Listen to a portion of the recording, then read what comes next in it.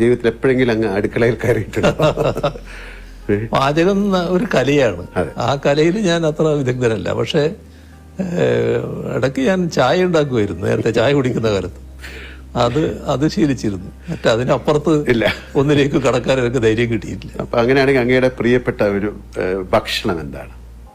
ഞാൻ സാധാരണ ഏത് ഭക്ഷണവും കഴിക്കുന്ന കൂട്ടത്തിലാണ്. പക്ഷെ ഇപ്പൊ അടുത്ത കാലത്തായിട്ട് ചില നിയന്ത്രണങ്ങൾ ഞാൻ തന്നെ വെക്കാറുണ്ട്.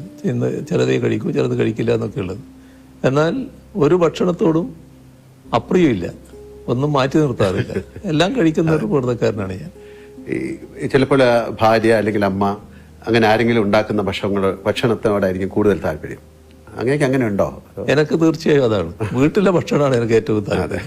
അതിന്റെ പ്രശ്നം എന്താ വെച്ചാൽ, വീട്ടിൽ നിന്ന് പുറത്തിറങ്ങി ഭക്ഷണം കഴിക്കുമ്പോൾ പലപ്പോഴും വീട്ടിലെ ഭക്ഷണത്തെ പറ്റി താരതമ്യപ്പെടുത്തി പോകും. അത് എപ്പോഴും എനിക്ക് താല്പര്യം വീട്ടിലെ ഭക്ഷണം.